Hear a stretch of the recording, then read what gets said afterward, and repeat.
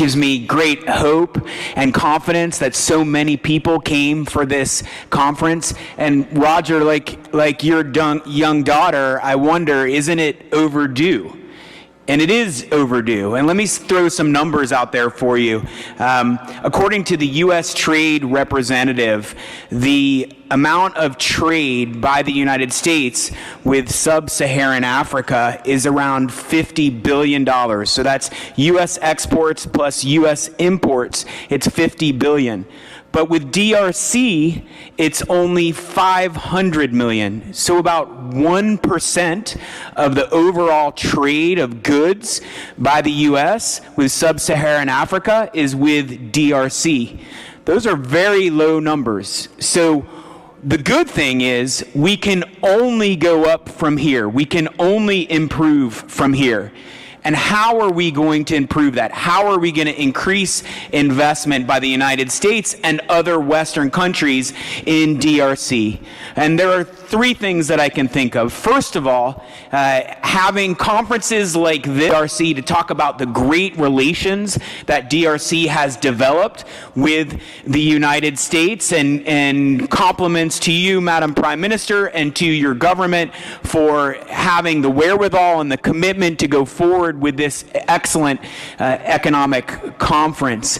Number two, something very special that is happening right now with DRC and the United States is that there are advanced discussions to have an economic agreement or a minerals deal between the United States and DRC. This is very unique. First of all, these types of deals are only a feature of the Trump administration. They really weren't done before by previous presidents. Second of all, only one of these deals has been done so far. That's with Ukraine, got a lot of attention. It's a minerals or economic agreement between the U.S. and Ukraine. So DRC is really in first mover or second mover status right now with these discussions. And if this deal comes to fruition, and my understanding is that it will come to fruition, it will create the impetus for American companies to take another look at DRC.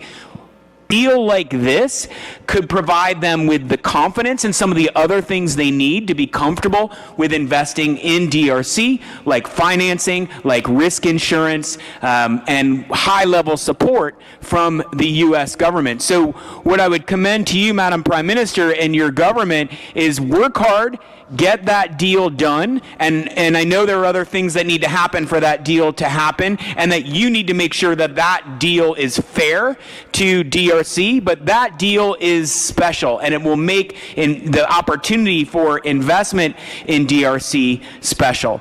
And then third, something that we've been working on, myself and my other colleagues, Dia Kasango, Nima Hijazi, and others, is to create a brand new trade association that will be a private sector partner of the government of DRC and the U.S. government to encourage investment in DRC. This is a nonprofit organization that we've established based here in Washington, D.C. It's a 501c6. It will be member-driven with member companies running it, and this is meant to be the private sector approach to highlighting opportunities in DRC and to taking advantage of that minerals economic agreement that we expect is going to happen between the U.S. and DRC. The governments, DRC government and U.S. government, they're really good at doing deals like this.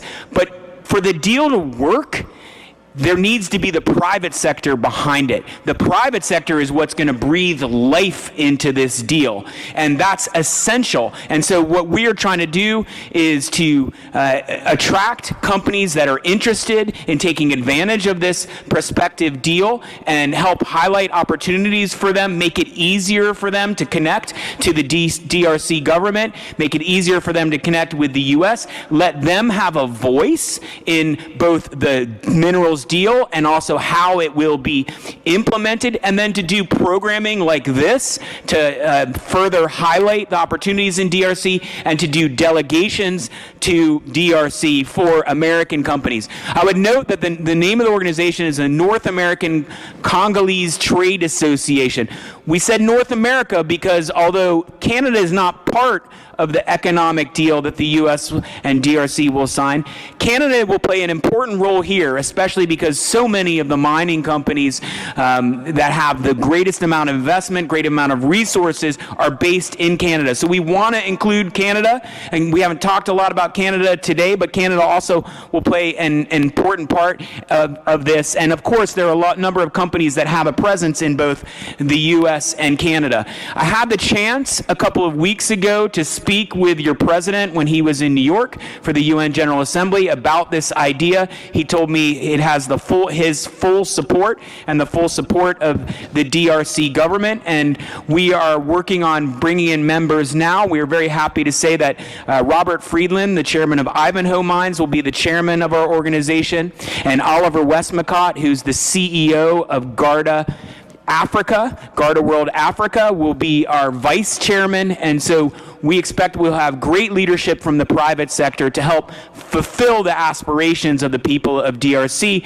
and making sure that investment does go forward and we get those numbers up, especially the number that relates to the trade between the U.S. and DRC. So thank you so much. Thank you, Madam Prime Minister. Thank you.